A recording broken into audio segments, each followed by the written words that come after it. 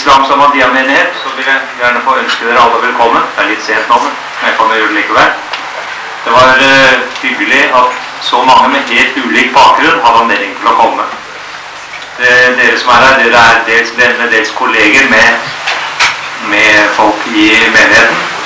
Og vi setter veldig stor pris på at dere med den helt ulike bakgrunnen kommet hit. Det eneste hvite mennesket i denne forsamling som muslim, så langt jeg vet, det jeg selv. Så alle dere andre hvite aldeles fremmede i denne forsamlingen.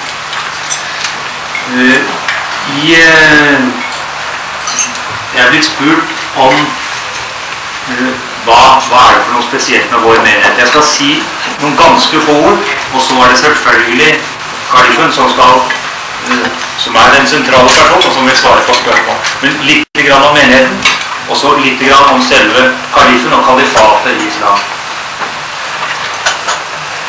Ahmadiyya-bevegelsen i islam ble startet i 1889. Grunnleggeren var Hazrat Mirza Ghulam Ahmad. Og når vi sier hans navn, så sier vi gjerne fred være med ham, sier vi. Det skal jeg ikke si mange ganger, for det virker veldig forstyrrende for dere som ikke vant med det, men vi tenker det også. Vi Ahmadi-muslimer oppfatter ham som det som kalles Messias og Mahdi. Og det veldig kompliserte begreper, og det skal jeg ikke gå nærmere inn i detalj om. Men alle religioner har en tro på en frelserskikkelse som skal komme igjen. Og slik det også i islam. Og vår menighet da helt spesiell ved at vi tror at han allerede kommet. Og det var grunnleggeren av vår menighet. Ahmadiyya-bevegelsen i islam har ca. 10-11 millioner tilhengere verden over. Mens det totalt ca. 700 millioner muslimer, så vi en minoritet. Her i Norge det ca. 230 Ahmadi-muslimer, og antallet muslimer totalt antar jeg ca. 10 000. Så også her vi da en meget beskjeden minoritet innen minoriteten. Hazrat Mirza Ghulam Ahmad døde i 1908.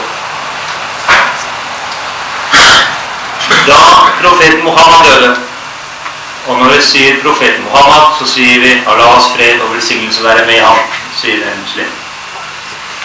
Da han døde ble han etterfulgt av kalifer. Vi snakker gjerne om de 4 rettferdige kalifer.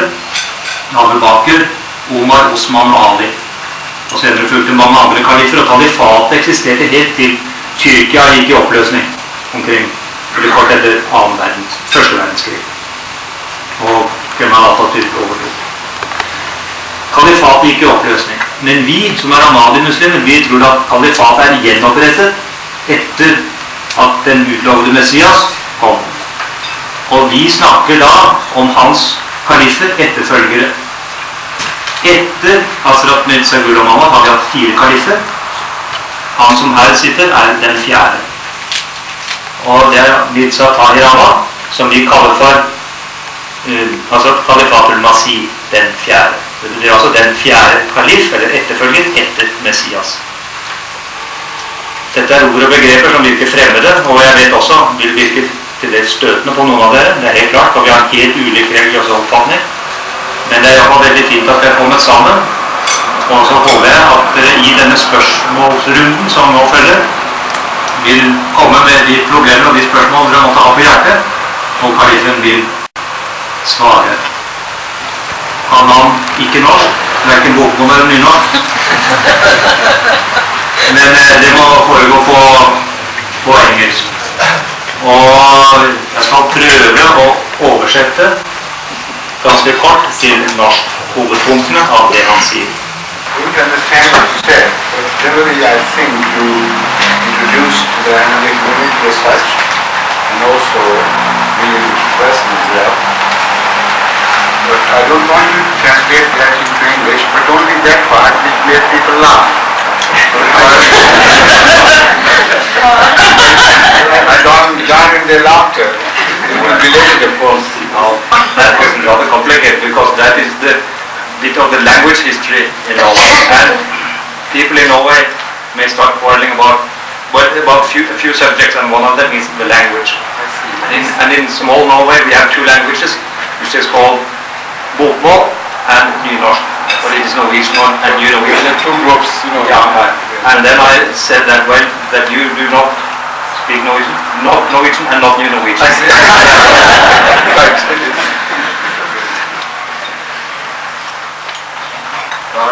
Da er det bare å fyre løs. Anyone who would like to ask a question, either in English or in Norwegian, on any subject, one chooses to give an question.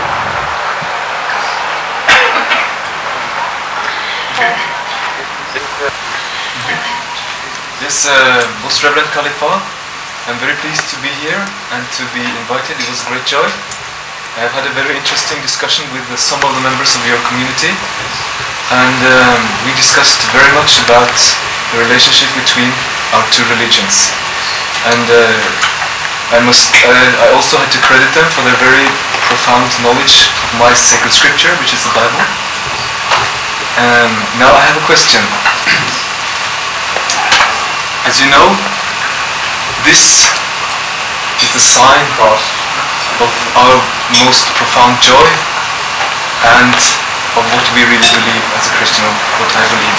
And it's a sign of the death of Jesus Christ, that He died to atone my sins and to bring me peace and joy with the Almighty. I would like to ask, what does your religion teach and think About this cross. No, not about the cross, but about forgiveness of sins and peace with the Almighty? Elsewhere. Now, you're too late. Shall I repeat it? My time to say something, then you move it to there. I love to talk about the cross.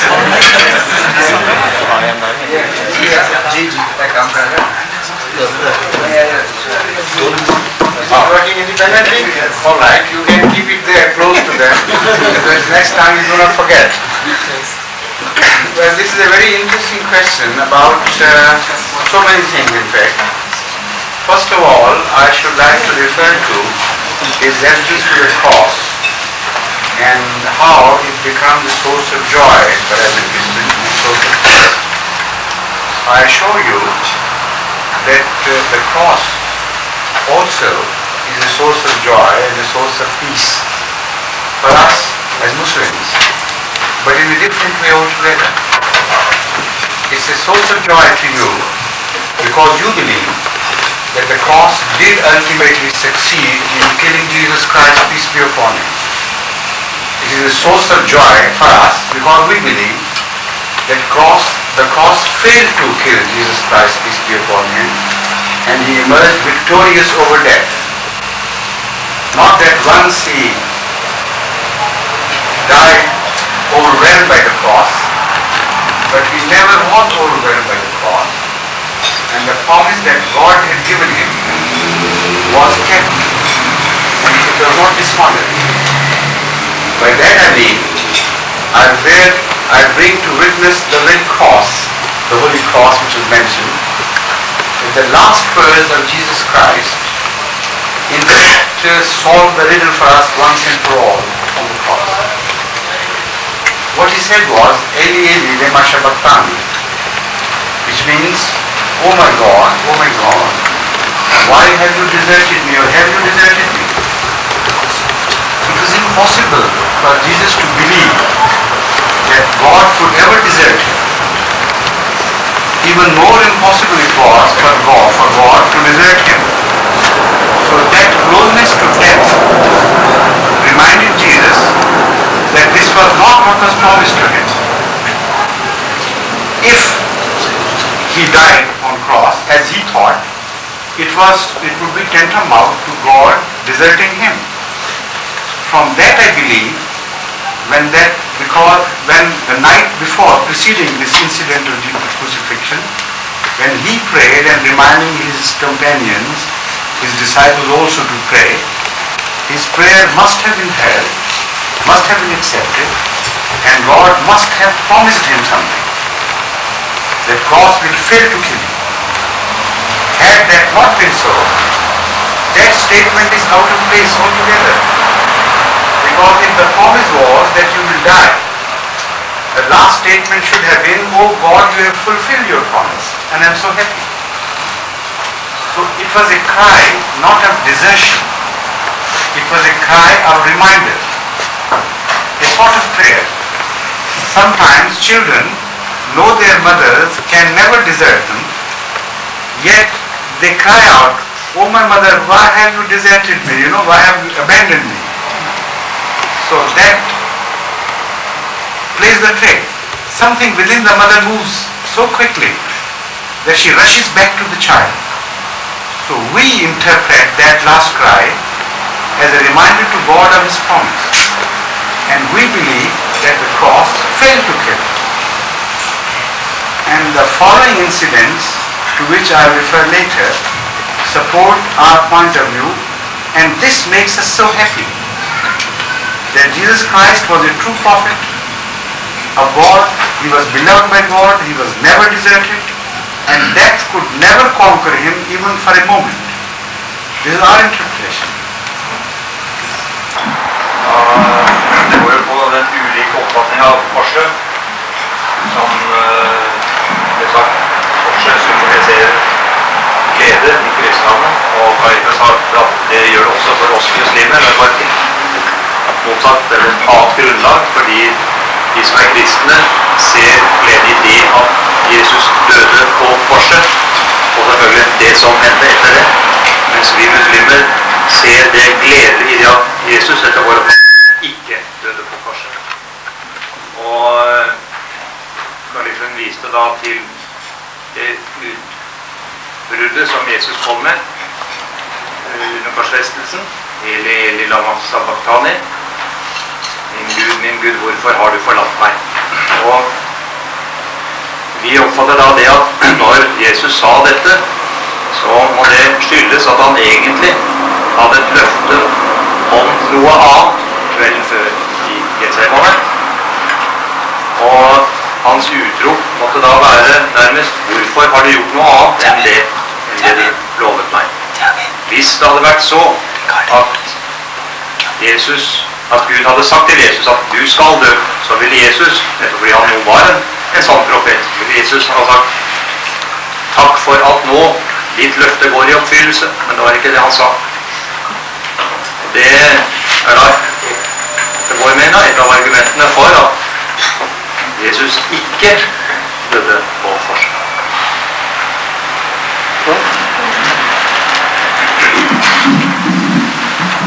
This is the first relationship we hold with Christianity, and it should be well understood that we are not your opponent. We go along with you to some distance. We do not oppose you, because the Holy Quran has taught us not only to believe in Jesus Christ, but to love Him and to suffer for Him.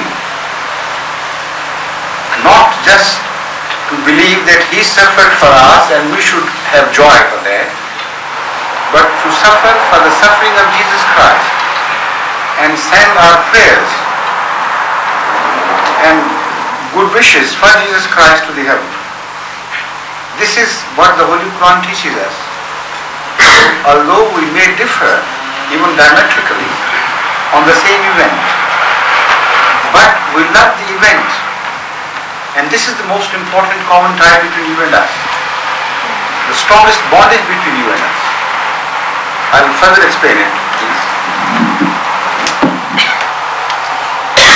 Selv om vi altså egentlig på dette punktet har veldig forskjellig oppfatning, så er det likevel et punkt som også forener oss. Langt på vei så er muslimer og kristne enige. Og vi har begge grupper stor kjærlighet for og respekt for Jesus.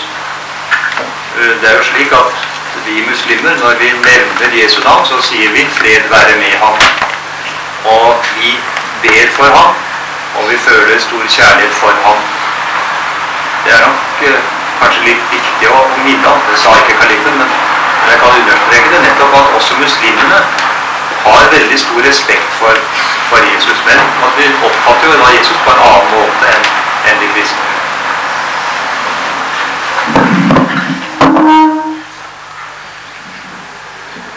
Now, having established this relationship, I'll give you some explanation of why we believe differently from you. Although you should have been the authentic spokesman for Christianity as it happened, what right do we have to become the authentic spokesman on the fact of crucifixion? Why should our point of view be accepted and preferred over your point of view, while apparently you belong to Jesus Christ more closely than we do? I mean, that is apparent. But I do not accept that contention. Our point of view, our philosophy on religion is different, and we do not draw demarcation lines between religions at sources. But I'll come to that later. First of all, then this is a very interesting point which I want you to understand fully. But the point I want to make is that our interpretations concerning what happened on the cross and after it are a well-related story which goes even back to the past. And as a whole, when I put it to you, what happened, what should have happened, and why misunderstandings arose later on, then I hope you will be better and be able to understand our point of view. And you will be able better to sympathize with our point of view. Because it's not just a hocus pocus or imagination. I know. It is based entirely on different interpretations of the scriptures. That's understood. After that, I'll now come right to the brass tacks. Egentlig skulle man tro at dere kristne, de som kristne, skulle man tro nærmere Jesus og skulle være de rettere fortolkere av kristendommen og Jesu lære, hva som hendte med Jesus. De står noe fjernere, kan det oppfattes sånn. Det er vi ikke enige i.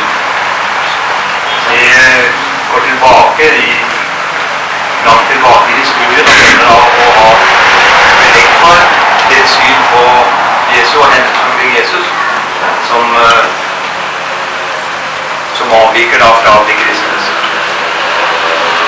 Og de mener at de har da sammen rett for så da til å tolke skriftene som de kristne har. Og du får på, etter vår oppfatning, en fortolkning av skriftene. Jeg håper at min oversettelse er noenlunde korrekt, og hvis det er noen som mener at jeg gjør noen gale ting, så må de bare slå ned på meg.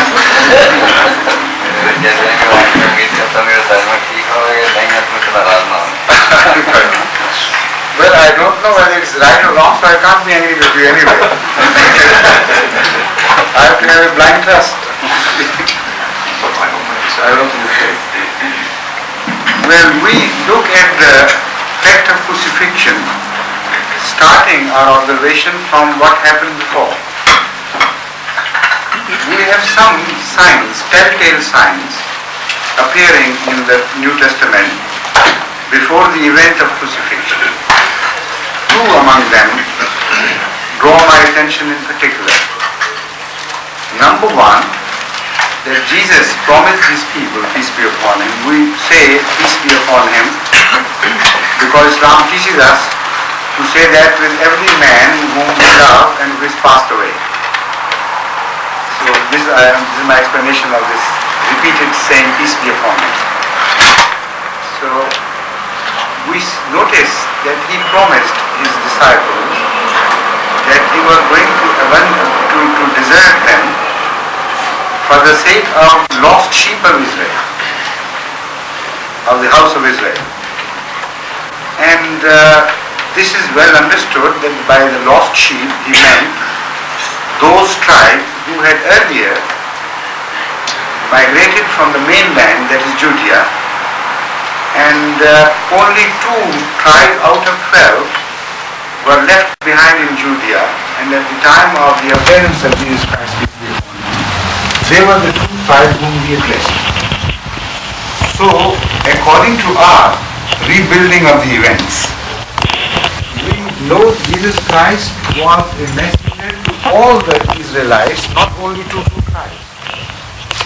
And it was a part of his mission to deliver the message personally to the representatives of all the tribes. This is how we understand this. Now, second thing is that he was once asked to show a miracle, and he said, no miracle will be shown unto you except the miracle of Jonah, the prophet of the fish, who was taken alive, swallowed alive by fish, according to the biblical story, which is also supported to a very great extent by the Holy Quran.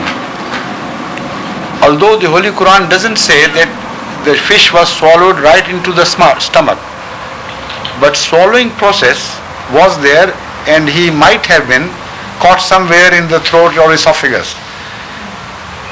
But regardless of what happened actually, we agree that Jonah is known to have lived 3 days and nights under circumstances which normally should have caused death.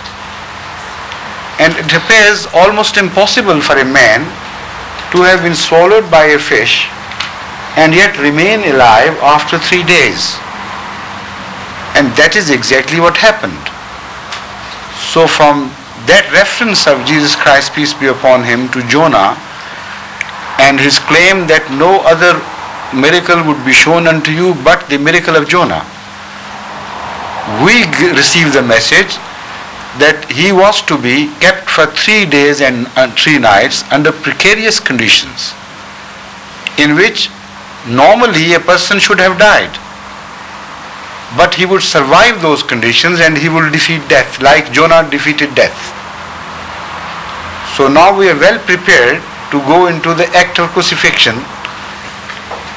Partly I have spoken on that, and now I'll come to the latter, another important factor, that is the duration of crucifixion. Normally, people were hanged on cross for 3 days and 3 nights. And the crucifixion was an instrument of torturous death, not just an instrument of death. Or they could have just impaled somebody or cut his head with a sword. So what is the difference between crucifixion and just simple murder or killing? The difference is that of torture added to death. So they devised a slow means of death. This is why the main arteries were never severed or punctured, and the custom was to pierce the hands and feet at points where arteries are not punctured. And slow torturous death by hanging, by infection, by thirst, by hunger, by intoxication of the wounds and so on and so forth, would not only kill but torture the person. For that, crucifixion generally took 3 days and nights, plus minus, but not 3 hours. While Jesus Christ, according to the biblical statement, was permitted to hang upon the cross only for about a few hours, which may be between 2.5 hours to 4 or 5 hours at the maximum. Why I say that is because he, according to one statement of the Bible, was hanged in the afternoon of Friday. And the season was that of fall, when the days are already shortened and squeezed. And between the sunset and the afternoon of a Friday of fall in Palestine, there is hardly a difference of 3 hours or at the maximum 4 hours by any stretch of imagination. So he was hanged in the afternoon. He was taken down before the sunset, because that was the Sabbath day, starting at the sunset of that Friday. Saturday was Sabbath, as you know. And when he was taken down, 2 other things also happened. Number one, his side was pierced, and the eyewitnesses tell us that blood and water gushed out. Now, the words in English are gushed out, or according to some translations, rushed out. but a passive flow is not mentioned at all. Rushing out is a phenomenon which is directly indicative of the beating of heart, throbbing of arteries. Blood never gushes out of dead people. Why water? Because in that stance and of injury and hanging for a few hours, it is very likely medically that such a person should suffer from pleurisy apart from other things. So if there is a wet pleurisy developing, then not only water would rush out, but blood also if he is alive. If he is dead, then only water would rush out. Thirdly, we know that his legs were not broken and were spared. Fourthly, we know that when the matter was reported to Pilate and someone asked him, who was friendly, Joseph Amitia, who was friendly both to the Christians and to the authorities, his first response, which is noted by the Bible, is already dead. He was an experienced governor. He knew how long people took to die by hanging on cross. So his surprise is so natural and so spontaneous. Already dead, yet despite all reservations, he permitted the body to be frisked away. And that is exactly what the Christians did. He was kept in a so-called grave, which is of course a cave in which other people could also sit as they did. So all this and another factor which has also been mentioned in the Bible tend us to believe that he never died. He remained alive. When it was said that he gave up the ghost, he must have swooned. And the promise of God was kept. He was never deserted. He was taken down alive. Coming of blood from his body is a witness of that. And also another very important factor should be borne in mind, that a sort of ointment was applied upon his body. The whole body and wounds were treated with some ointment, in which 12 disciples took part, apostles took part, and the recipe of that ointment is still preserved. And it is a widely known recipe all over the world. Even the old Muslim healers used to make this ointment, and even today it is made in Pakistan. It is called marhamisa, the ointment of Jesus. In that ointment, we find ingredients of various natures, some painkillers, some cures for bleeding, hemorrhages, etc., some cures for infections and all that. Now, if Jesus was already dead, peace be upon him, as it is claimed by the present day Christians, then, for the last many centuries of course, then of course there was no need, no requirement for an ointment to be applied to him. Now when St. John mentions this, he knows that something strange is happening. Why should a dead man be anointed or treated with an ointment? So he knows there is something wrong here. The picture is not just correct. So he adds from himself that this was the custom of the Jews to apply ointments to their dead. For that time perhaps it was a good excuse which could pass. But the present day Christian scholars have not only totally ruled it out, but they have inferred that from this it is very clear that St. John was not of the Jewish stock, because it is an established fact beyond doubt that the Jews never treated their dead with any sort of ointment. So that reference to an ointment and that explanation by way of excuse tells us that even St. John noted this fact that this is unusual. It shouldn't have happened. Later on, he is seen 3 days after that by some disciples, but he is not seen in the open, in the daylight, in the presence of the enemies. He seems to be hiding himself, appearing only at night, avoiding cities. And when he appears to his disciples, they are afraid. They believe that he is a ghost. And the response of Jesus Christ, peace be upon him, himself is, I am not a ghost. Now, that the only statement about the crucifixion which goes against our reconstruction of the facts is that he gave up the ghost. That was a third observer standing apart. What Jesus Christ knew was different from that. He gave him a lie by saying, I am not a ghost. I am the same person, same Jesus who was crucified. Come and touch my wounds and see for yourself that I am still living the same person. He never said that although I gave up the ghost, but the ghost has returned to the body. They are two completely different statements. So from all this reconstruction, we positively believe that Jesus Christ was a true messenger of God of a very high order, who suffered all through his life for the sake of people to bring them back to God. And it was his suffering during life which was all important, not giving ghost at the cross. Because giving up the ghost is done by every prophet. But every prophet doesn't suffer so much.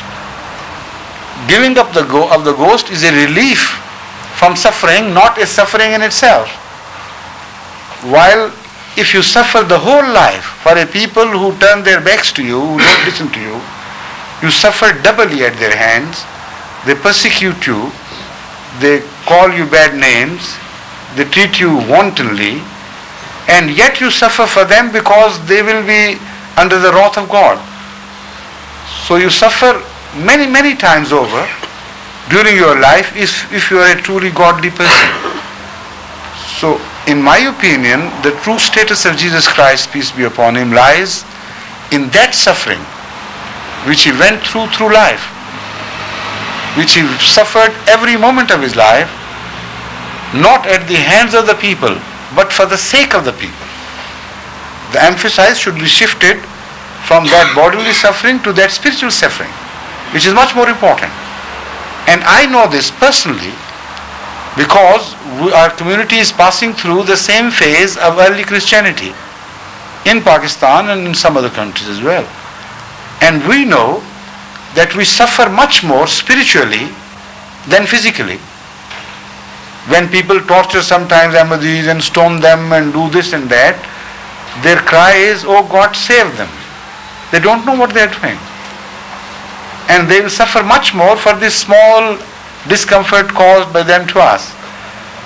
So if we ordinary people have that quality of suffering which is sublime, it is impossible for a prophet not to rise beyond our imagination in that high quality of suffering. So I respect Jesus, I believe, more than those who concentrate on his physical suffering alone.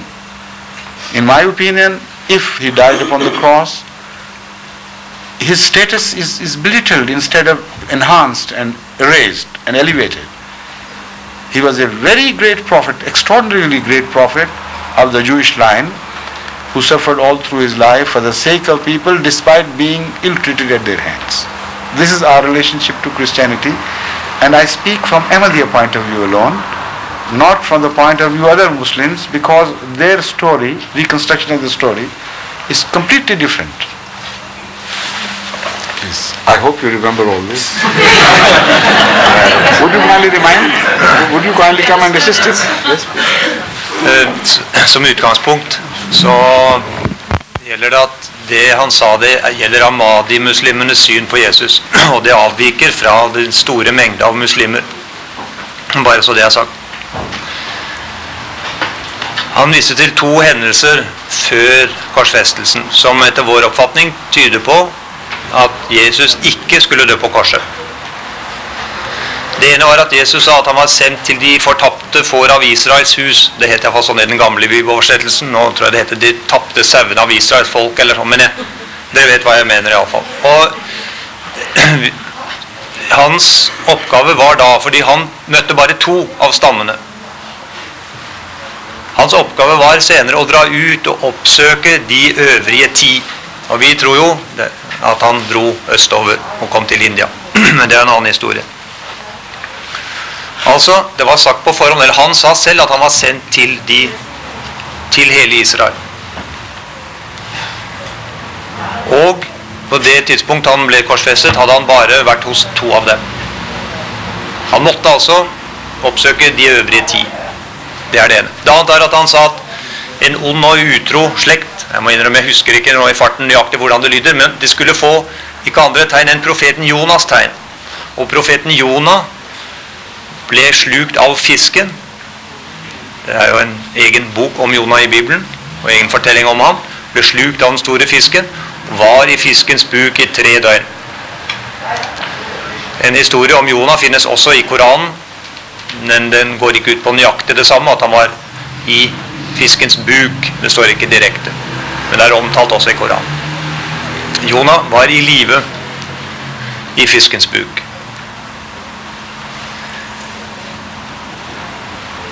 Da Jesus ble korsfestet, så det normale er at en korsfestelse, det er en forferdelig langvarig dødsprosess. Det er ikke bare en henrettelse, men det er en tortur samtidig. Og de som blir korsfestet, de henger på korset i dagevis før de dør. Jesus, hvis vi skal tro at han døde på korset, så døde han i løpet av bare noen få timer. Han ble korsfestet fredag ettermiddag, og han ble tatt ned før sabbaten. Og sabbaten er jo lørdagen, og lørdag begynner allerede fredag kveld, etter vår oppfatning. Altså jødenes oppfatning av dagen eller døgnet er annerledes enn vårt. Så sabbaten begynte allerede fredag kveld. Jesus ble da korsfestet fredag ettermiddag, ble tatt ned om kvelden. Han kan ikke ha hengt på korset i mange timer. 3-4 timer kanskje. Neppe mer enn 4.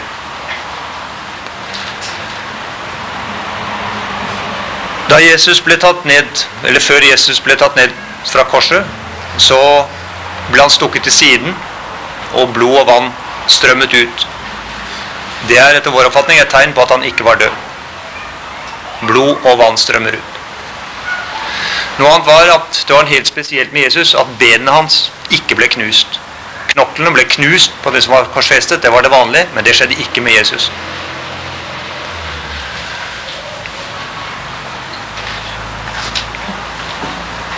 Da Jesus ble tatt ned av korset, så skjedde det så raskt at det ifølge Bibelen var så at Pontius Pilatus sa han undret seg over at Jesus allerede kunne være død.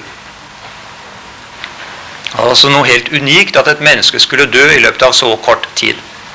Nå vet jo, det sa ikke kalifen, men vi vet jo at Pontius Pilatus, ut fra andre ting som står i Bibelen, at han sannsynligvis hadde noe positiv oppfatning av Jesus. Det er jo gjengitt denne drømmen som hans hustru hadde blant annet. Så han grep ikke inn. Normalt sett så skulle vel han kanskje ha grepet inn og sagt at Jesus må henge lenger på korset, men han aksepterte at Jesus ble tatt ned fra korset så raskt. Jesus ble tatt hånd om av sine svorne tilhengere. Han ble lagt i en grav. Og når vi tenker på grav, så tenker jo vi ofte på noe ned i jorden. Men gravstedene der, det var hule i fjellet, og det var et stort rom som for så vidt flere mennesker kunne være i. Jesus ble pleiet. Han ble smurt inn med en salve som den dag i dag finnes, som kalles for marham i Isa, ointment of Jesus, eller Jesus salve, som finnes den dag i dag. Og hvis man ser på hva den salven er sammensatt av, så inneholder den elementer blant annet som skal stoppe blødning, skal hindre infeksjon og så videre. Det er ikke noe balsameringssalve, men det er en sårsalve. Kalifen viste til at evangelisten Johannes nevner at dette var noe jødene brukte på å salve sine døde, var noe jødene pleide å gjøre. Men, sa kalifen, dette er faktisk av kristne teologer heller brukt som et bevis på at Johannes neppe kunne vært jøde selv. Fordi alle visste, enhver, at jødene på den tiden de brukte overhodet ikke slik salve som noe balsamering. De balsamerte ikke sine døde på den måten, men noe salve.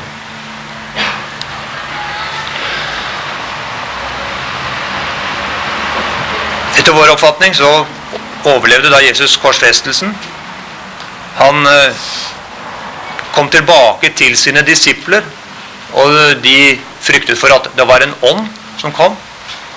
Og Jesus sa jo at han ikke var noen ånd, og han lot en av disiplene kjenne på seg, den vantro Thomas, kjenne på seg. For å se at han var et menneske av kjøtt og blod. Han oppsøkte sine disipler i hemmelighet etter korsfestelsen for øvrig. Og han ikke noe offentlig opptreden sånn, men han oppsøkte sine disipler i hemmelighet. Og nå tror jeg trenger hjelp, for nå husker ikke jeg mer.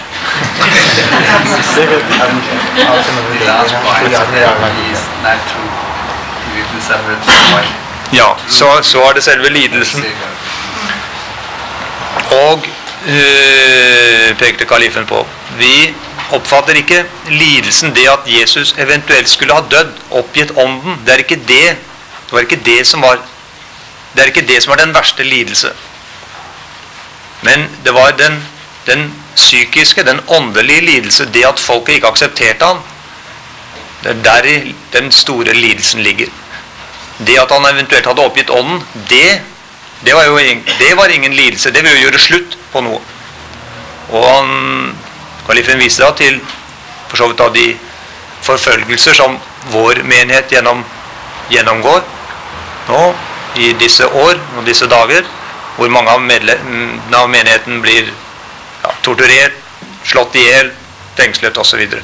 Og deres erfaring, vår menighetserfaring, er også at det er ikke det verste. Men det verste er det rent åndelige.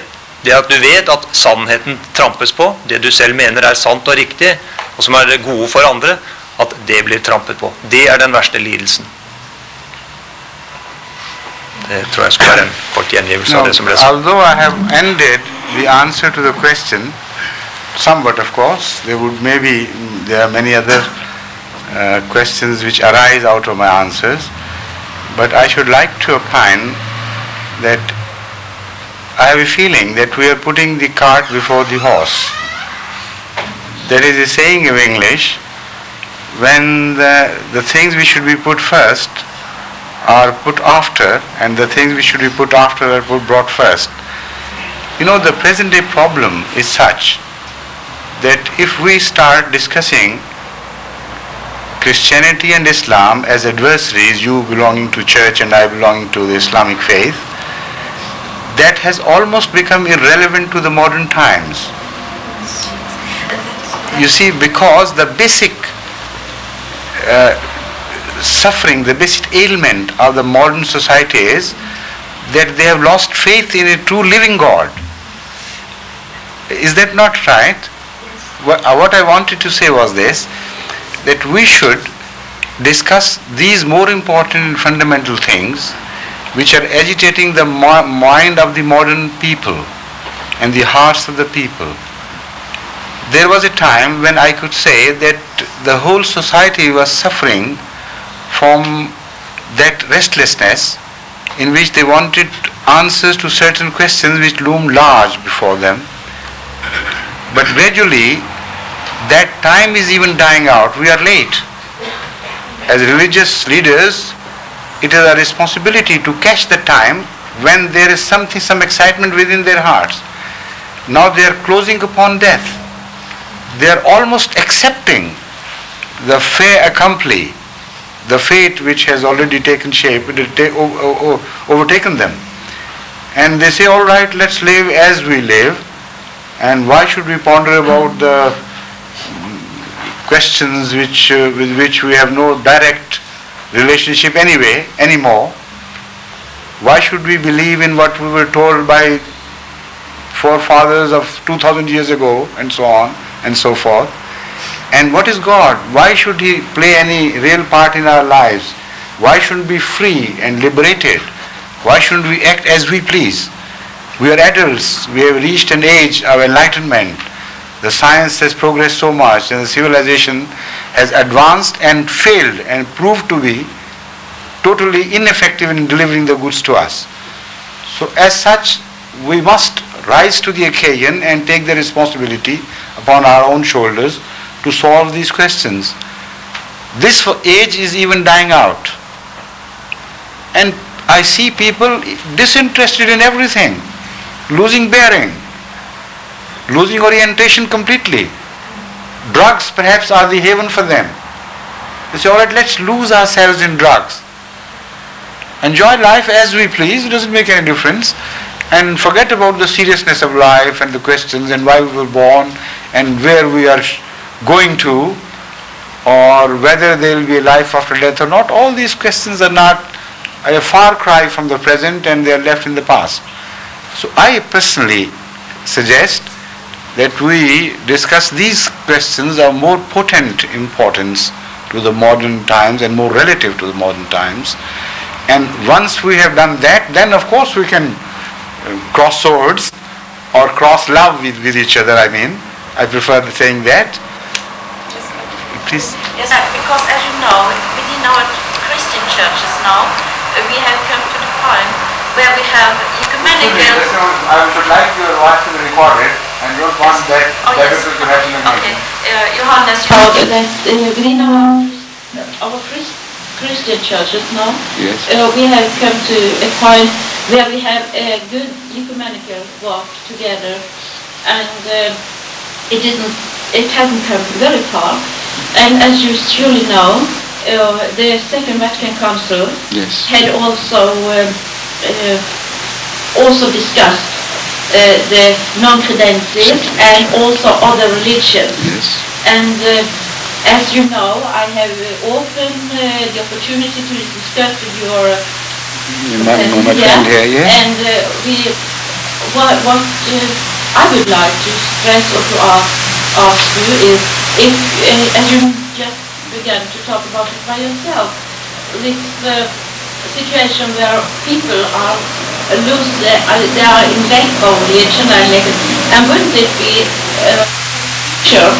Do you see that there could be a ecumenical movement, revival of that is wide not only to the Christian churches but to all religions, because this poverty of human being, as you told on the other side there, the spiritual life of human being. And don't you think that we should stress more to that than to the differences, because we have our belief in Jesus Christ and you have your belief, and we can learn from each other, and we have the same Old Testament together, and wouldn't there be, you travel much around the world, and do you think that could be of help for humanity on a long race?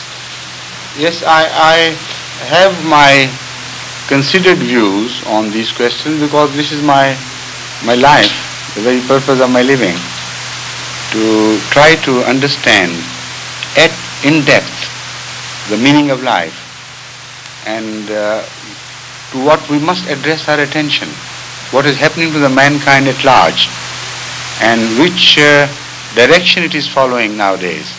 All these questions are very relevant, and no religious leader will have performed his responsibilities without addressing these questions at large, at length, and having given chance to the modern mind and the youth of today, which is going to be the future of mankind of tomorrow, chance to discuss these questions and thresh them out, threadbare, so that no shadow of doubt is left.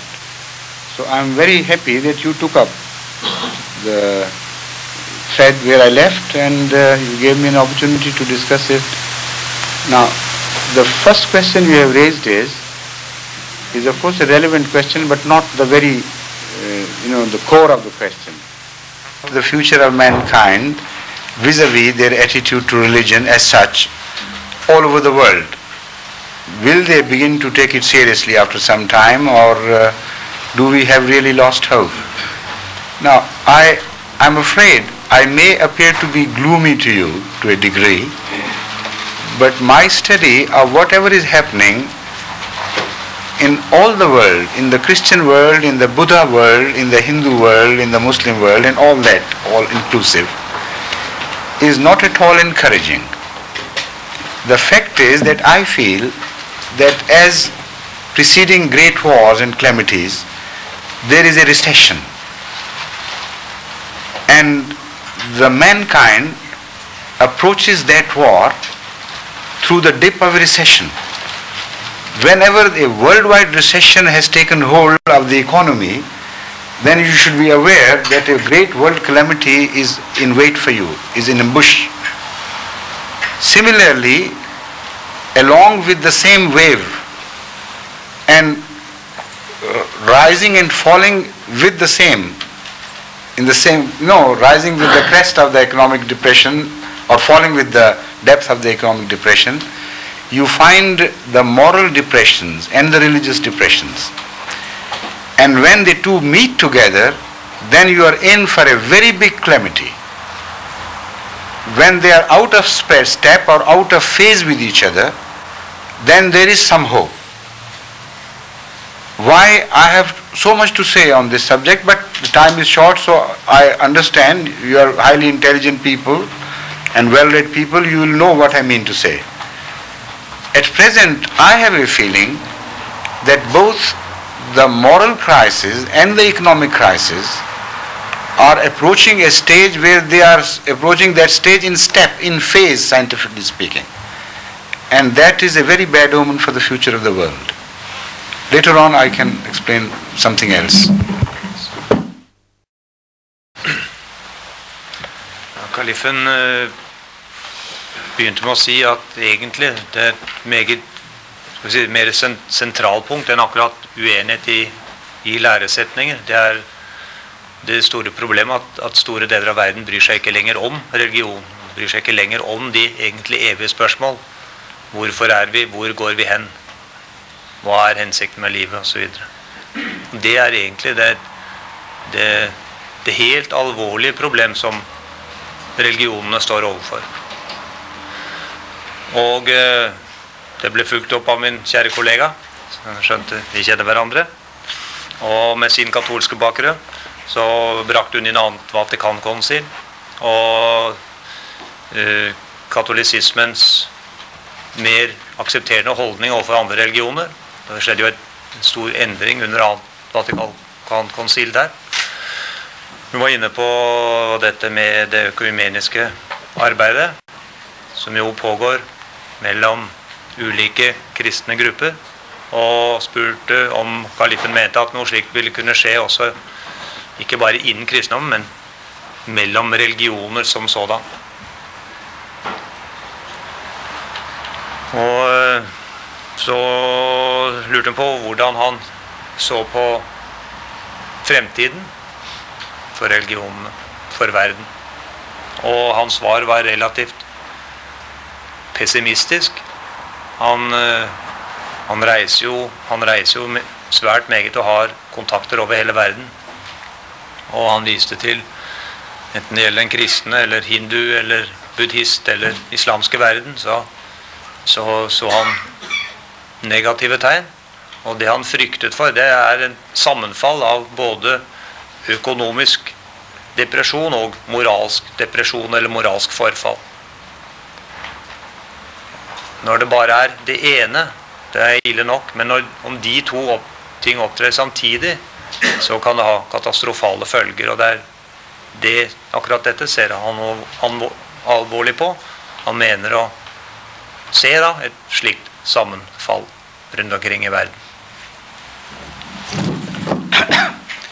You know, the second part of this question which I want to address is the apparent role of various religions and their hold on their people, and any chances of any particular religion playing a major role or any two religions playing a joint role in reviving the true faith and true trust and true peace of mind. Is that possible, or something else is happening in the name of religion? My impression is that something else is happening in the name of religion. What is happening is, and the only thing which is happening now is, that the religious leaders are now getting jittery and extremely afraid that they are losing their ground. So they are not interested in the quality of the people and saving them, but they are more interested in saving their ground. There are two different attitudes altogether. If I am interested in human beings, I would be interested in human beings whether they belong to me or belong to someone else.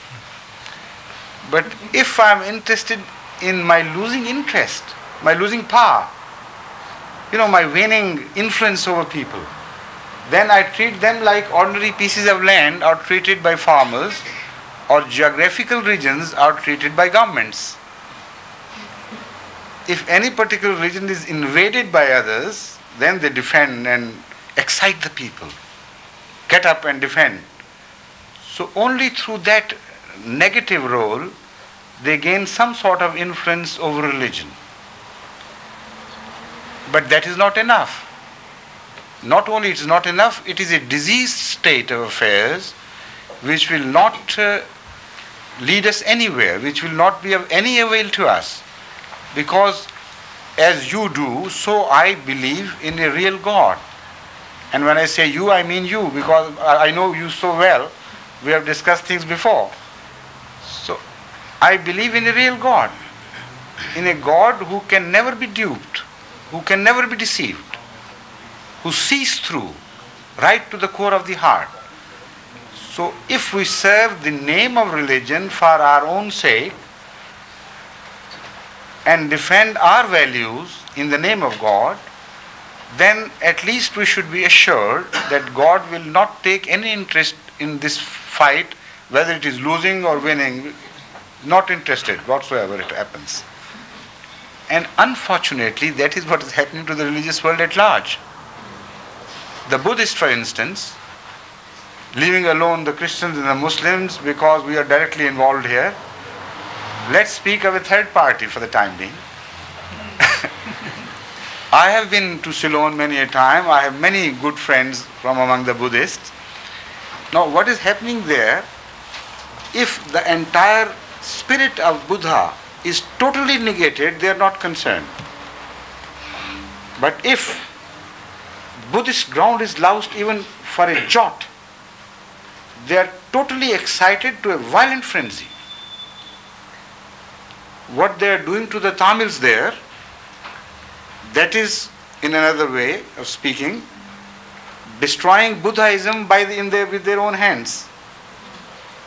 And total negation of Buddhism, what it stood for. And that doesn't hurt them, it pleases them. But if two people from a small village of Ceylon are converted to Hinduism or Christianity or Buddha or Islam, they'll get excited. So again the same property attitude, which has nothing to do with religion. And the third very important thing which is happening and adversely affecting the possibilities of true revival of religion is the materialism. Materialism is working manifestly in so many ways, and if one single factor is responsible for all this debacle, that is materialism. Materialism has developed differently in different regions. The disease is the same, though it works differently in capitalistic societies and differently in communistic societies. In capitalistic societies, the materialism philosophy has made every person introspective, self-centered. So much so that in religion he has only that much interest which that much interest as religion can help him materially. And the first question they ask, if you tell them, I have come, for instance, with the message of Islam to you, any Norwegian would retort to me, what have you brought? What can you give me? I'm all right. I'm so well off. What can you improve upon the conditions of life here? Materially, of course. That is what he means. And he's not concerned about the peace of mind and the peace of heart which he has already lost. So that attention again is materially oriented. He considers the peace of mind to be lacking because he thinks he does not have all the things of the world which he should have. Not because he has lost his bearing, not because he doesn't know the purpose of life, not because he doesn't know whether after death he would live again or not. These are questions which are totally irrelevant to the modern man now. This is why I said we have already lost a lot of ground together, you and me. These things have become a thing of the past for this society. Now their peace of mind also has a different connotation altogether. That is to say, if a religion can improve the conditions of life here materially, then they believe we will get the peace of mind. If we can give them a package of intense pleasure, losing everything else, forgetting everything else, that is what they think is the peace of mind. And that can never be, that good can never be delivered by religion. That I assure you.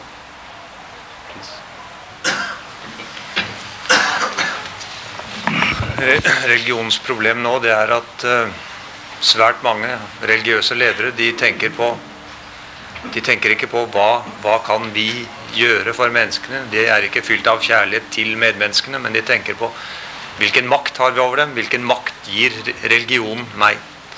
Så alt for mange religiøse ledere, de bruker da religionen som til å erverve seg makt, eller å holde på makt som de har.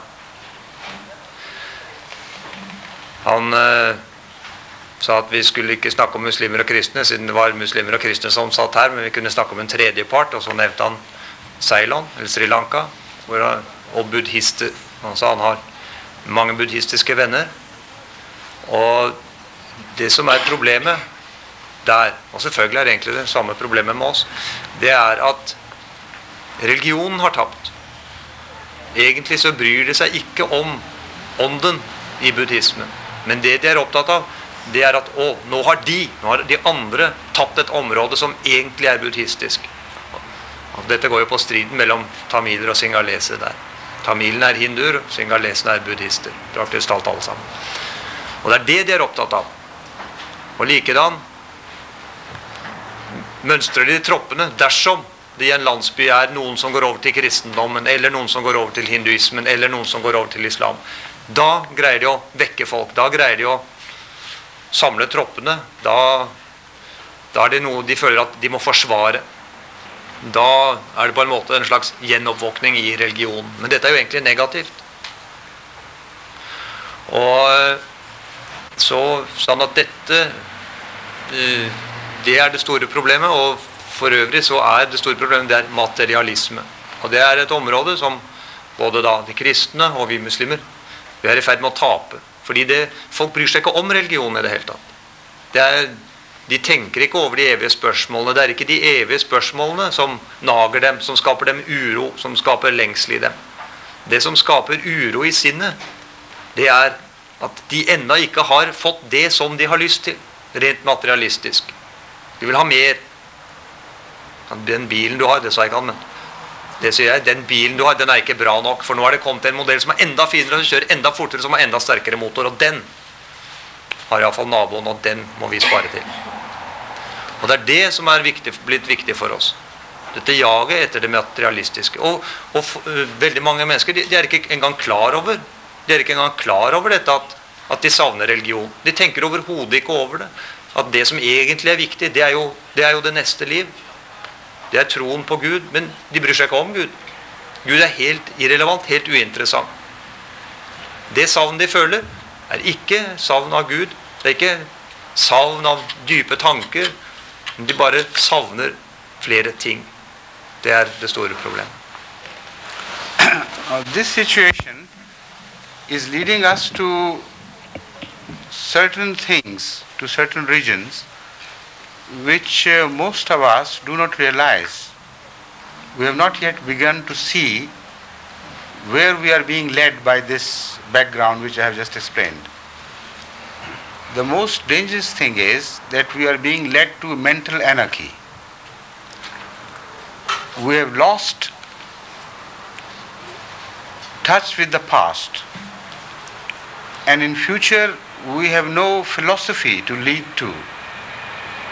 The result is that now the question is going to become stronger and stronger in the mind of the new generations, that if the past has failed to deliver us the goods of total happiness, if our economical advantages over the rest of the world have given us a measure of happiness but has created thirst much more than what it has given. These are the most important factors which you should bring into focus before proceeding to realize what is going to happen to us. The first thing I repeat is that the youth now is realizing that the past has failed its meaning and there is no meaning to future. All there is a meaning is to the present. And the present is assuming much more importance and emphasis in the minds of the present generation. Secondly, they believe that this material progress has led us to a very wonderful way of life, but it has given us less than what it has created desire for. It has created the desire for more out of all proportion to what it has given us. So the thirst remains, like drinking seawater. You feel that you will quench your thirst by drinking seawater, but if you drink it, then you know that the water you swallowed has created demand for much more water. And that is an endless race. You can never win that race with seawater. Something like that has already happened. And on the other hand, imagine what will happen if the economic crisis overtakes us now, which is appearing closer now. Now, two things might happen.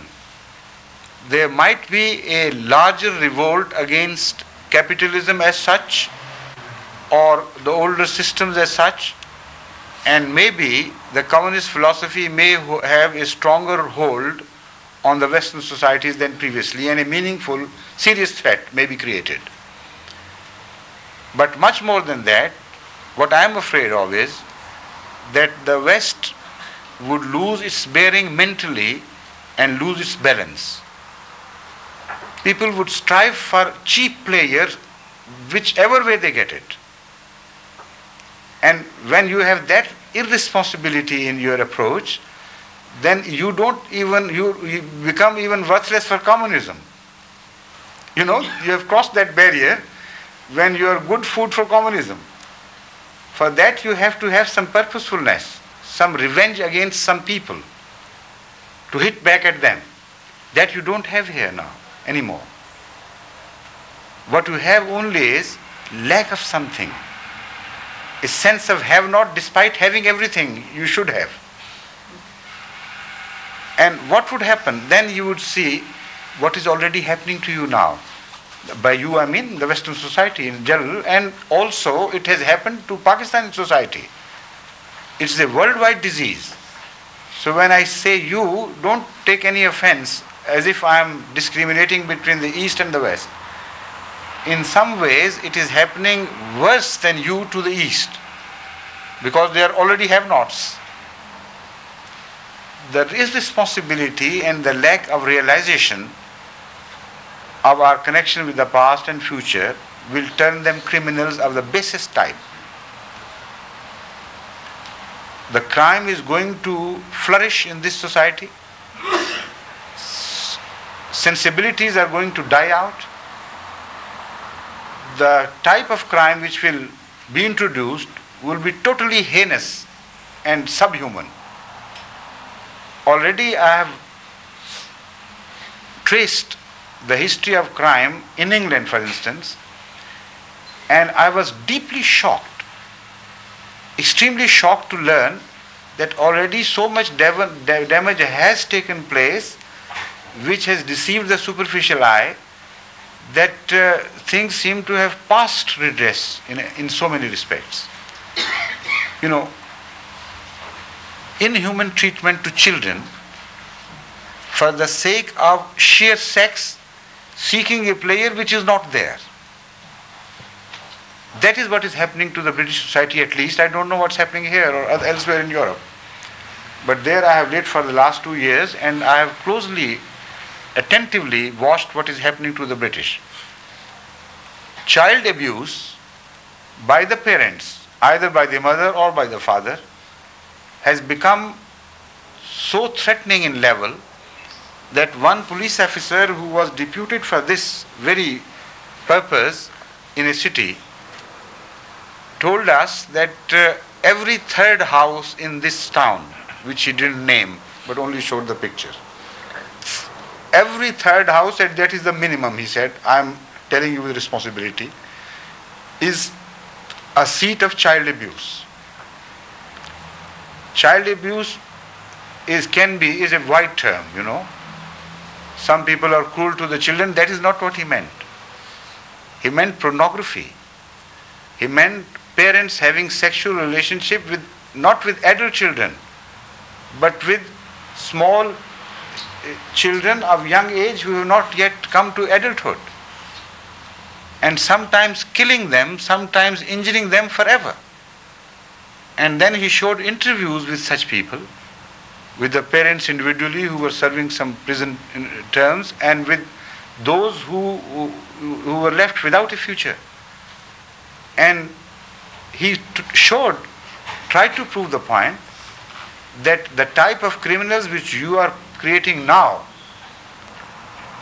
for the next generation is a type which you can never imagine what sort of people they would be and how they are going to damage and destroy the total bearing of the society.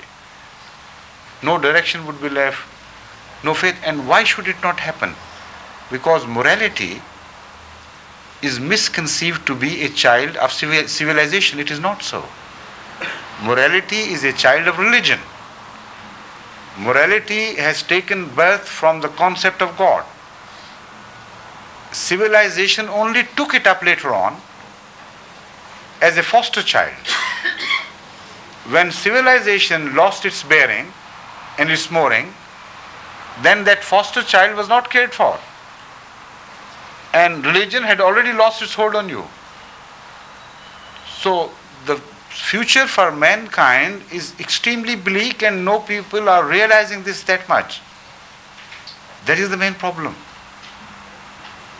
Whatever may happen, we are living a lie. That is the most hurtful thing as far as I am concerned.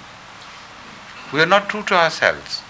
We are not concerned at what is happening. We are not teaching our own generations to solve these problems or how to tackle them. We are not bringing them to realize what is happening, and without our help, without our direction, they will not know. So these things are to be brought out and emphasized and aired, and a lot of sun should be given. Otherwise these germs will flourish in the darkness, in the shaded places. Another factor which I feel is very important, again it springs from materialism, is the modern television trends.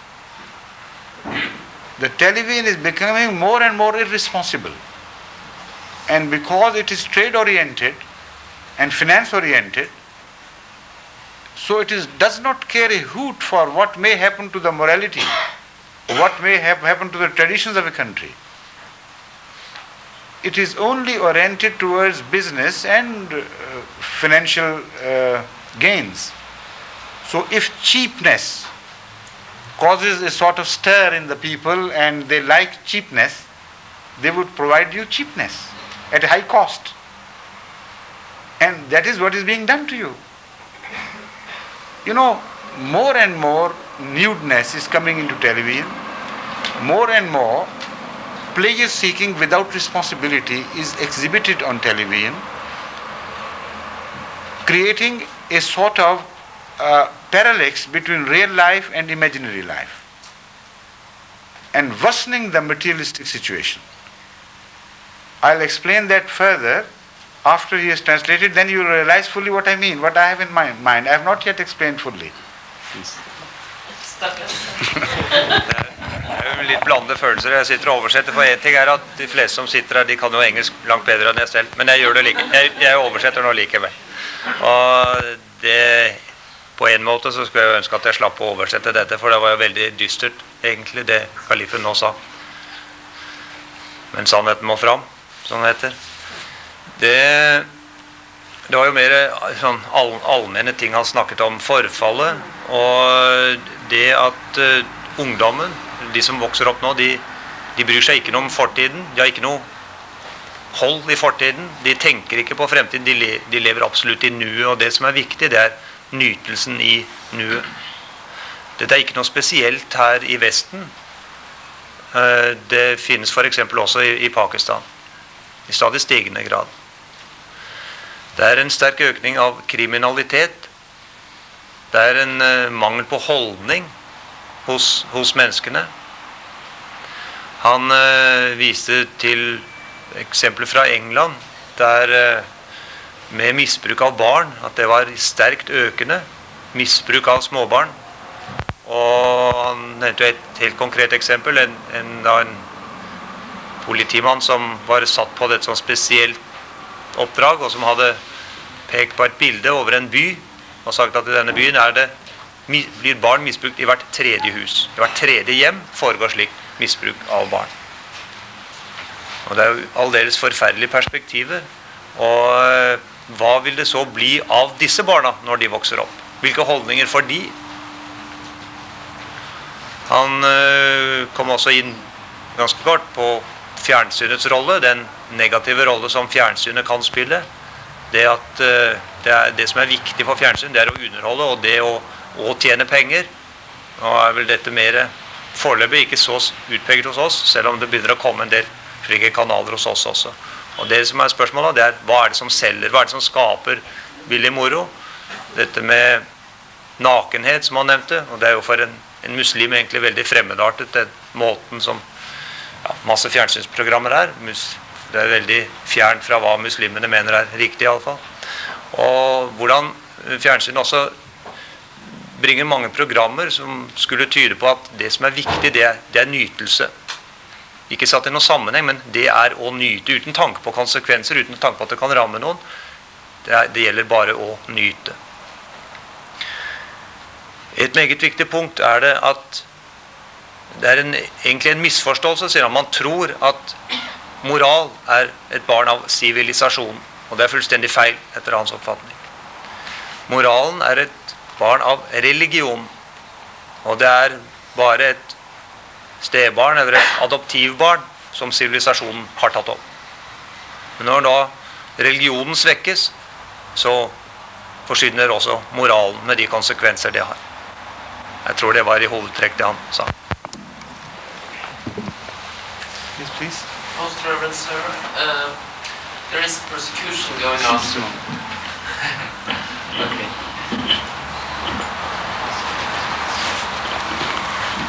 Most Reverend Sir, there is persecution going on in Pakistan and other places against other people.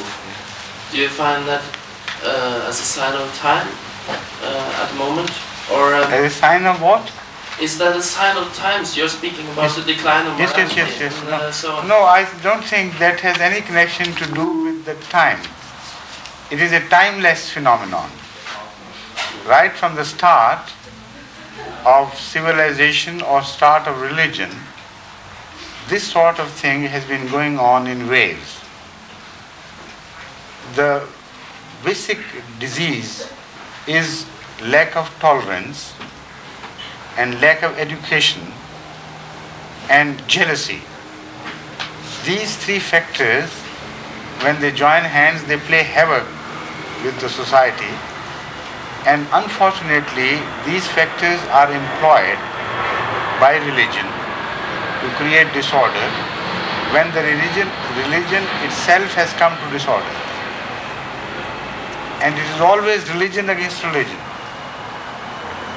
But with one difference, that the religion which creates disorder and preaches hatred of mankind for the sake of God, in the name of God, is the religion not at the sources, but removed from the source.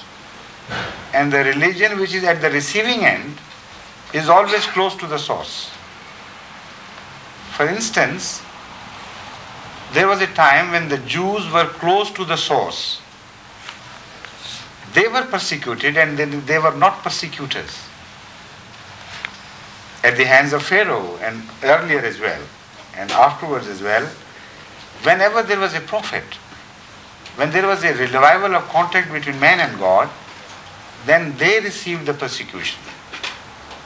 When they ultimately moved away from the source of truth and themselves became disorderly in religion, then they were the persecutors, and Christians were at the receiving ends, close at the source. When they traveled away from the source, then they took the persecution in their hands, and the receivers were different people.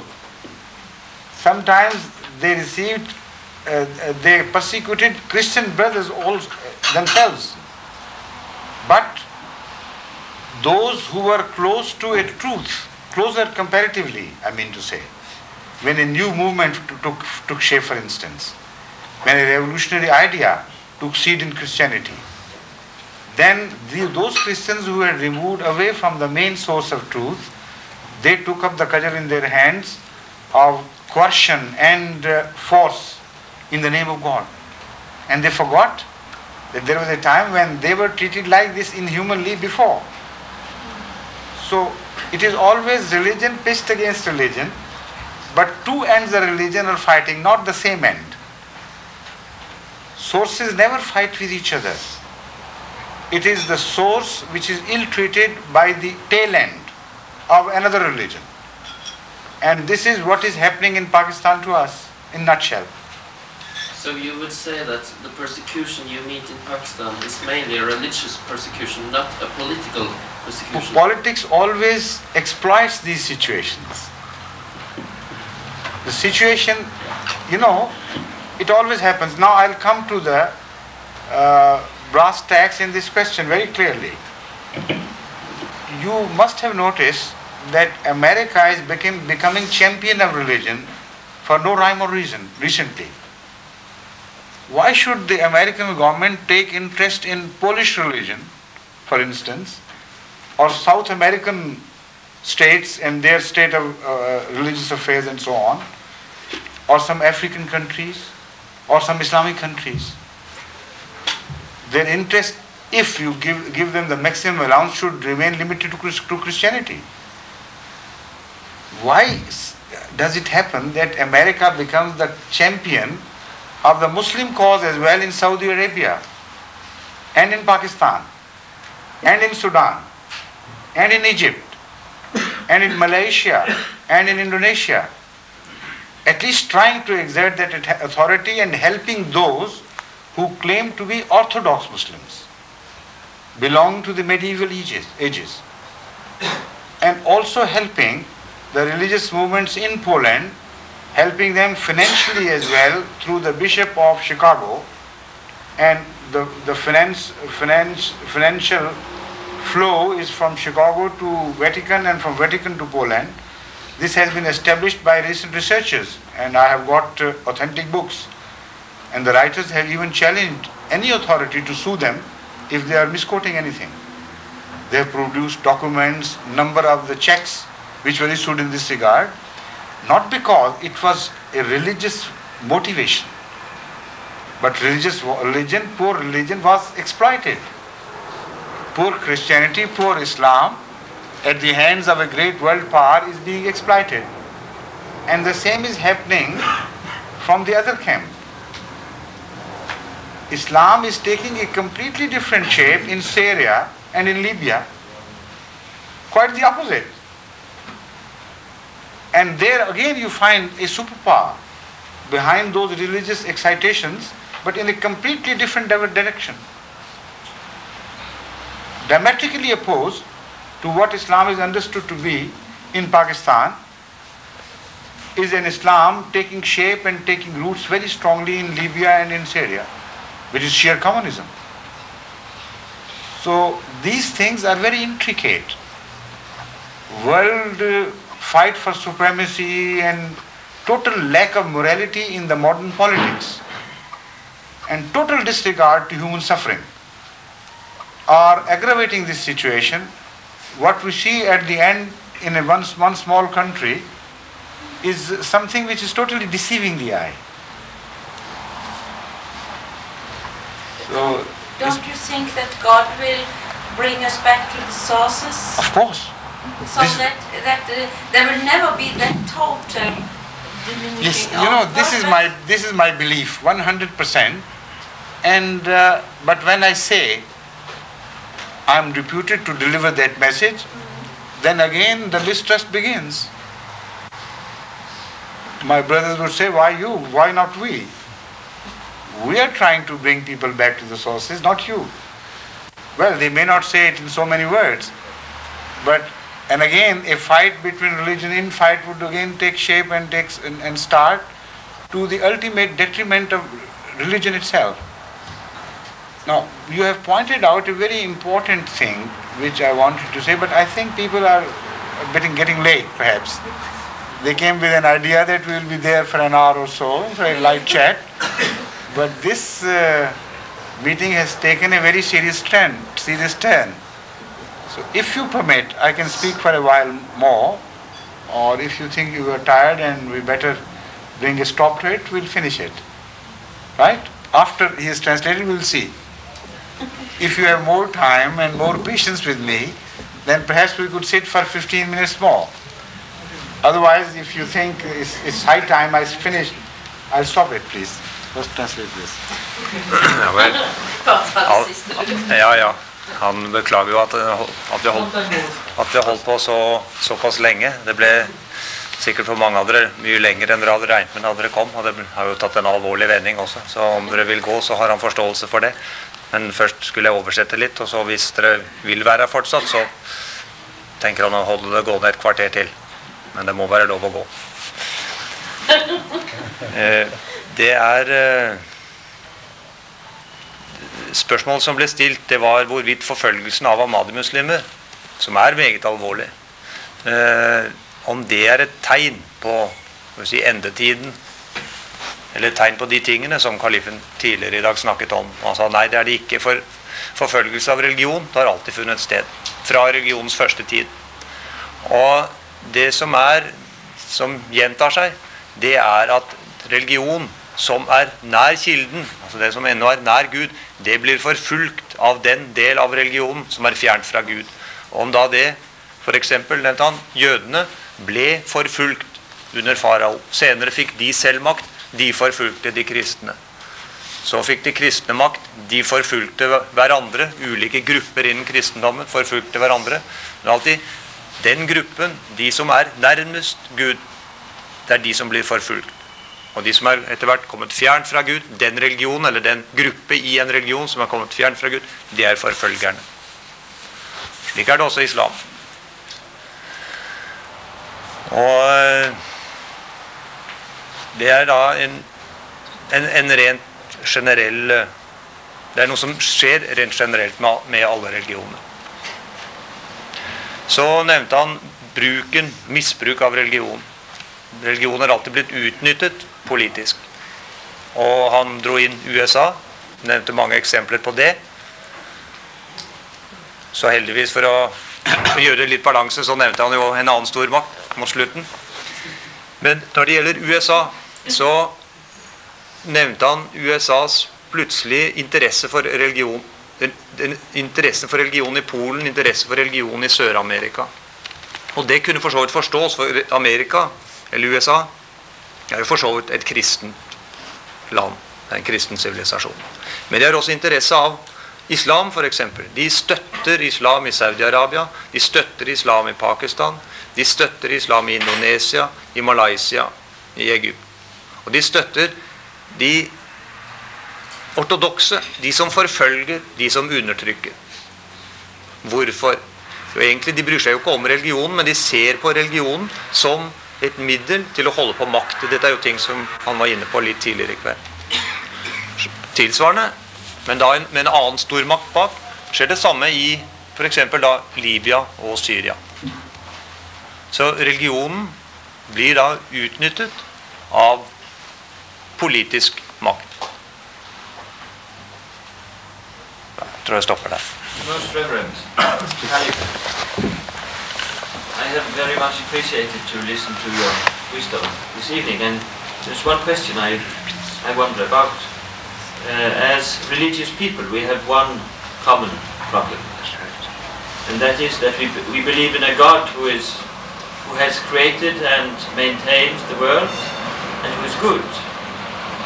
And how do you, as a religious leader, explain that behind this bad world is a good God, and how do you give hope and religious courage to your faithful? I think that is a problem. Yes, thank you so much for this very intriguing question, which has been repeatedly asked of me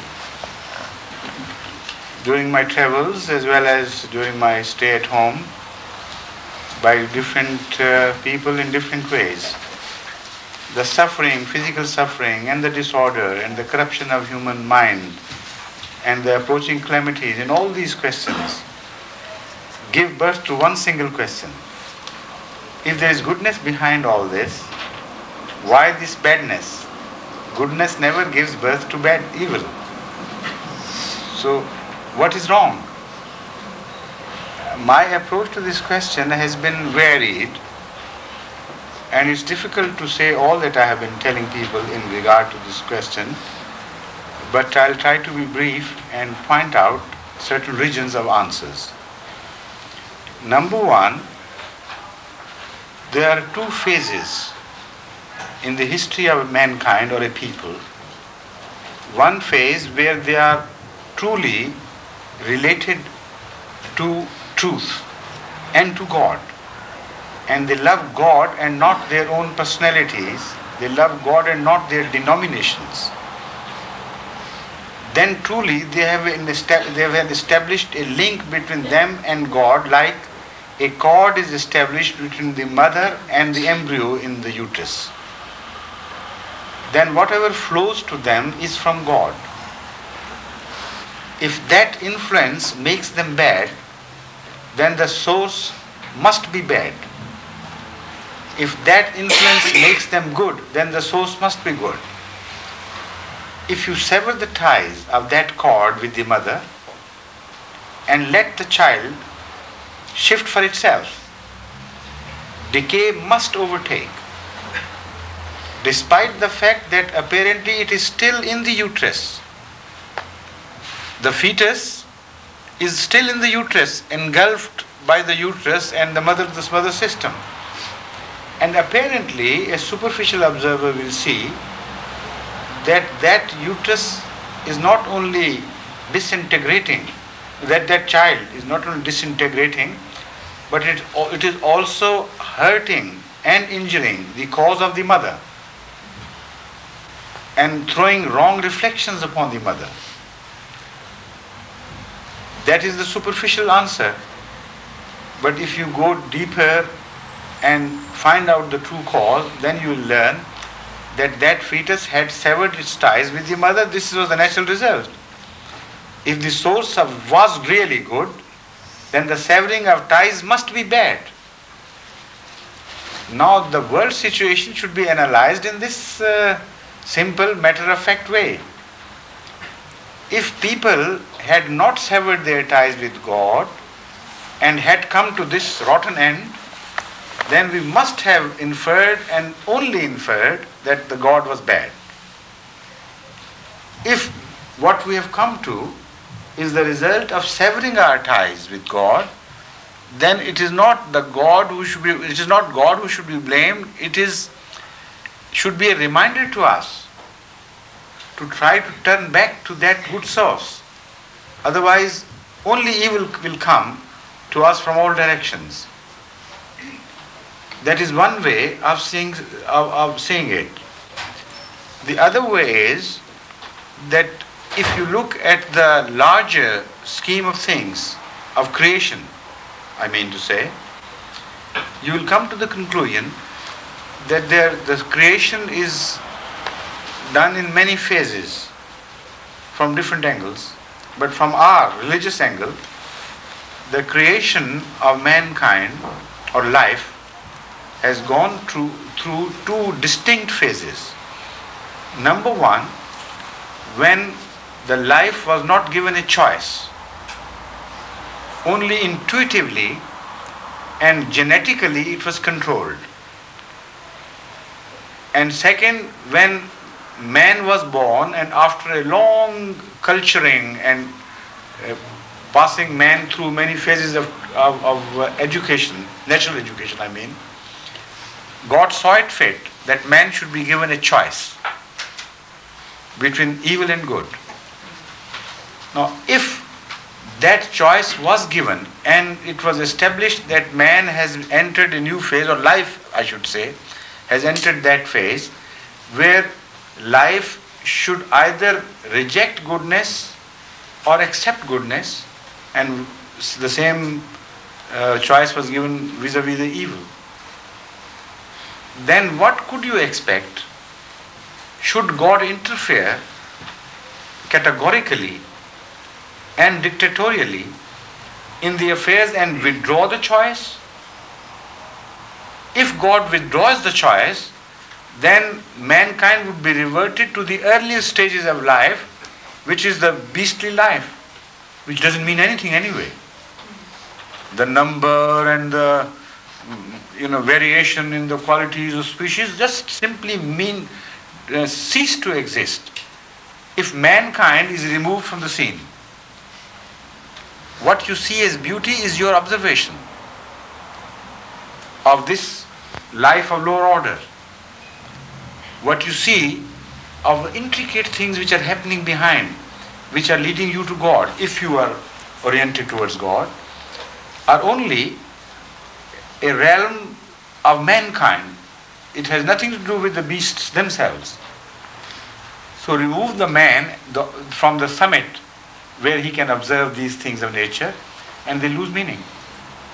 So if mankind is deprived of the choice which was given to him by God, then he would be reverted to that automation of life in which he has no choice. He has to do certain things and has no option to do certain other things.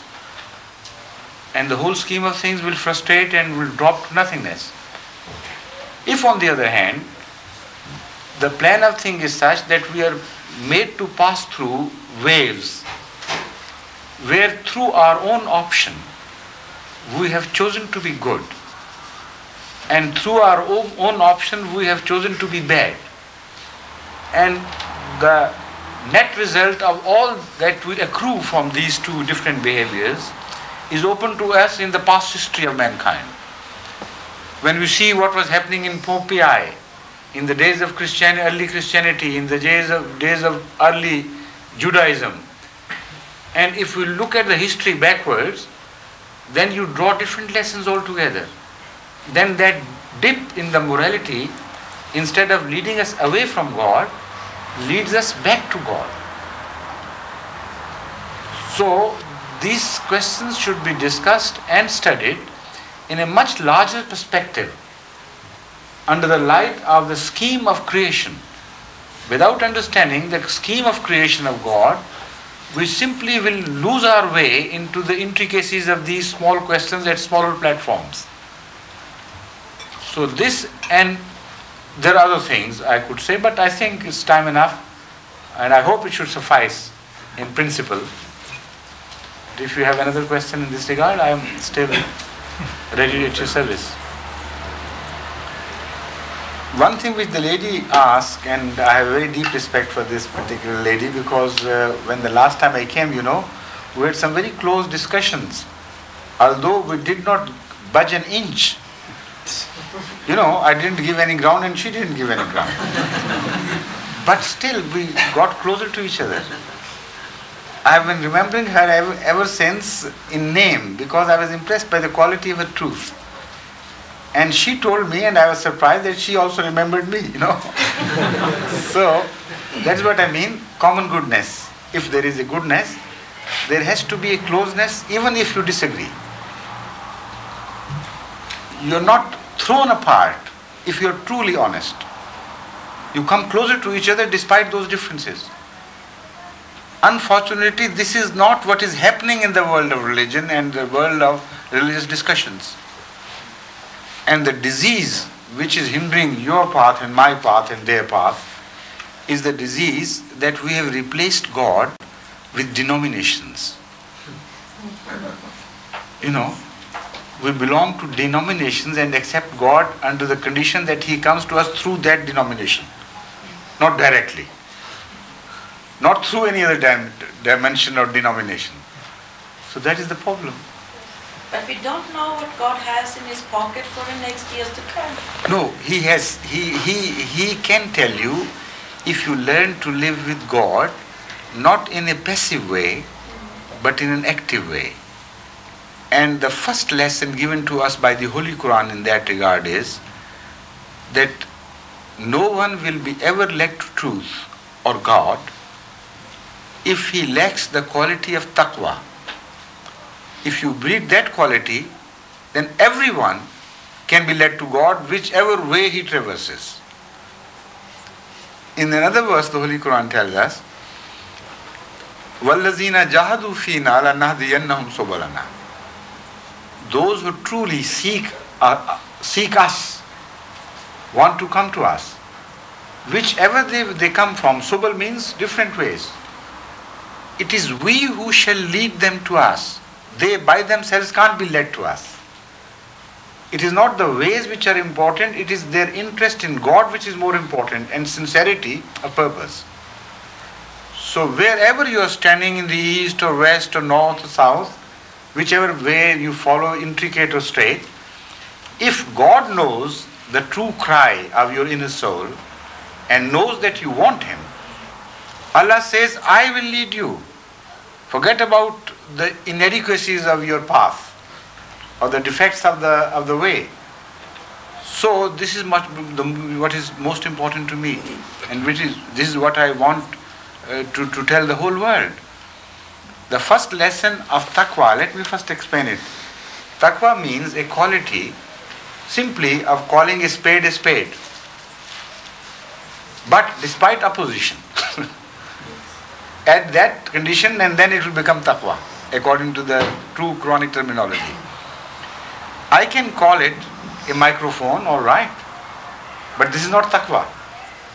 If whenever I call it a microphone, you slap me on the face, and still I go on calling it a microphone, then this is taqwa. You see? Despite all the sacrifices I have to offer in the name of truth, if I have that quality of accepting the truth and declaring the truth, then I'll be led to the right path. Now, it is a very simple and elementary statement, but one is surprised how deeply it influences us and intricates our ways and thinking. For instance, when a religious leader from outside, or any person from outside a religion, preaches his religion to another person, his first reaction is to be on the defensive. What is he doing? While if he knew that after all he is trying to lead me to God, the attitude will not be inimical. That will be sympathetic. You say, all right, poor thing thinks that he is from God and he can lead me to God, but I know better. So let him finish and then I'll tell him, no, please. if you really love God, He is to be found here and not there. And the attitude of discussion would be completely different. Like two children being from the same parents, they don't grab at each other's throat. If somebody calls to one's mother and the other says the mother is not in the kitchen, mother is in the drawing room. You see? The same sort of situation arises repeatedly. And each time we cut each other's throats. All right, who are you to tell me that the mother is in the kitchen? The mother is in the drawing room. He says, who are you to tell me the mother is in the drawing room? She's in the kitchen. And so let's get hold of whatever weapons we can and kill each other. Children are honest. We are not honest. We know that it is not the God which we want to serve. It is our own ego. The denomination which we belong to, we must stick to it, so our gods are different. Because the denominations are different. No, but don't you think, Holmes, that you talked about the developing our world, our Yes. humanity, our Yes, mankind, right. and we have developed from lower stadiums to that high. I will not say that we have this, you perhaps, but I'm not. But we have developed up to a stage where we think that's the spirit of our life is important, but also, of course, the materialism Yes, which we that's have. But so that, don't you think that God will lead our steps so that if we now are losing all those things, there must be something to which we are going. We are just not aware of it, or some are aware of it. I mean, we have had a Tahir who was something which I think was something in brightness of spirit for humanity. He talked about this round world where we are all living together. Don't you think that this is, in a way, the end of it, but that we are too underdeveloped yet to understand it, but that there must be a hope just in that way? I fully agree with you that there has to be a hope if there is God. Hope and God go together. And total despair and atheism go hand in hand. So when I warn you of what we face, I do not mean, and I should not be misunderstood there, that there is no hope. As long as there is God and God shall ever be, there would always be hope. But in what way that hope will come? How the new window would be opened? This is the question which should be realistically observed. Hope for the humanity, of course. Hope for the survival of the truth, of course. But hope for the large numbers? No, perhaps. They are two different things altogether. Noah was selected by God to live. And a few who rode with him a small ark. A big ark, as we read in the Bible and in the Holy Quran, but not comparatively with the people who lived outside the ark. It was a very small, insignificant thing. Only a few people survived, and the rest were permitted to be destroyed.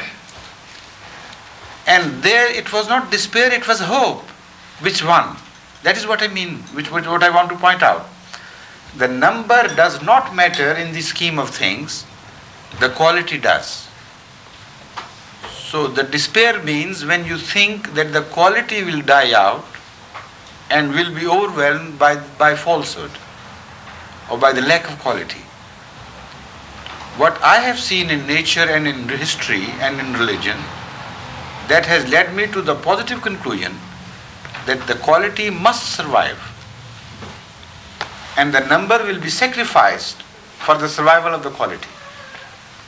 So when I said I gave you a warning, gave the generally mankind a warning, what I meant was there is a very little hope for the number today.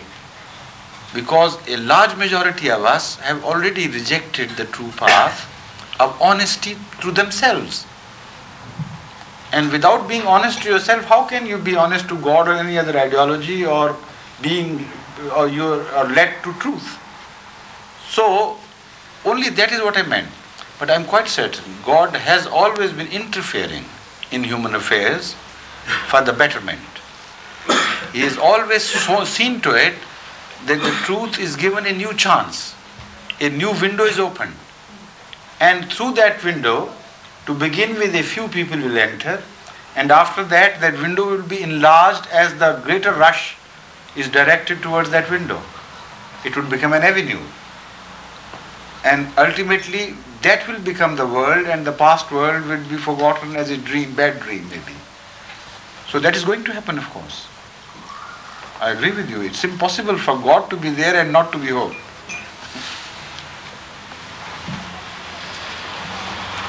Of course, I think that should suffice.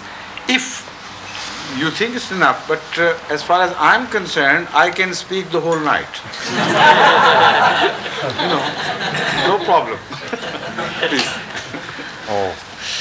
Ja, jeg skal prøve å oversette, eller nevne noen ganske få punkter.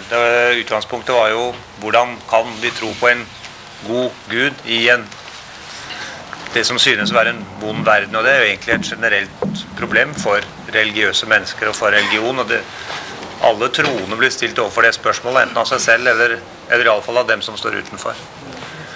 Og Kalifen nevnte 2 eksempler. Det ene er jo dette med barnet og navlestrengen, og hvis du er festet til det som bare gir godt, så vil du også bli god. Og vi må se på de mennesker som er lenket eller festet til Gud, og se hva de gjør, og se at Gud er der, og Gud er god, og det gode finnes. Men du må se da hvor det mennesket søker sin næring. Det andre eksempelet, det må jeg innrømme, det glapp for meg nå, akkurat i dette øyeblikk. Jo, det er at rent generelt så det er ikke sikkert at vi ser stort nok og vidt nok. Det som kan synes negativt, det er kanskje ikke. Og det som er realitet negativt, det må være der fordi mennesket er gitt fri vilje. Det er et ledd i en lang utvikling, og mennesket ble gitt det frie valg, og det er det som setter mennesket i en særstilling i forhold til alle andre skapninger. Hvis vi ikke sto overfor dette valget, som kan være godt eller galt, som kan gjøre det gode eller det onde, hvis vi skulle avvise det, hvis dette skulle fjernes fra oss for å gjøre verden enklere og lettere, ja, da vil vi egentlig selve vår verdi som mennesker være fjernet. Da vil vi gå tilbake til de andre typer skapninger. Vi vil ikke lenger ha dette valget med de konsekvensene. Hele hensikten med vår tilværelse er nettopp dette valget. At vi er blitt gitt denne viljen, og vi kan velge. Og vi overskuer ikke alltid det enkelte mennesket. Vi er overveldet av vår egen motgang, våre egne vanskeligheter, det lille vi ser. Men i et videre perspektiv, som vi alle egentlig er en del av, så kan virkeligheten se annerledes ut. Etter en del samtale her, så kom Kalifen tilbake til dette spørsmålet om sannhet og om religiøse ledere, og dette problemet at egentlig det vi må vokte oss for, det er, vi må ikke tenke på vi kontra de andre. Nå har vi vunnet over dem, nå har de vunnet over oss. Vi må møtes med vennlighet, og den som er oppriktig, sandru, gudfryktig, enten man hører til den ene eller andre gruppe, vil også føle fellesskap med dem som hører til den andre. Det ble mot slutten lagt vekt på at vi må ikke være for pessimistiske. Det ble snakket mye om en dyster fremtid, om vanskeligheter, et visst pessimistisk perspektiv, men Det er et uttrykk som heter så lenge det er liv er det håp, og han sa så lenge det er Gud er det håp. Og vi som tror at Gud finnes, vi vet også at det er håp. Vi vet fra historien, han nevnte Noah, vi vet at det kan være at det er en liten gruppe mennesker som berges. Det er litt forslitt kvalitet kontra kvantitet, det lyder litt overfladisk når jeg sier det her, men i realiteten, det var jo en liten gruppe som ble berget i Noahs ark. Alle de andre ble utryddet. Og det er mulig at det er en slik fremtid vi står overfor, hvor de store grupper vil bli rammet, og det er de få som vil bli berget. Jeg tror det var i hovedtrakk. Right. So what's the verdict? Is it all? Okay. Thank you so much. Yes, please. All right, good. Who wrote this? The lady? No, I have just the answer. Good. I was wondering about the common ground because we started out differently, but Yes. now I think we'll come back to the common ground and without. Yes, I'm very happy, yes. So thank you so much, everyone. Although it was not originally planned that we should hold a question and answer session, it was a sort of surprise to everyone, even to me. I had no idea.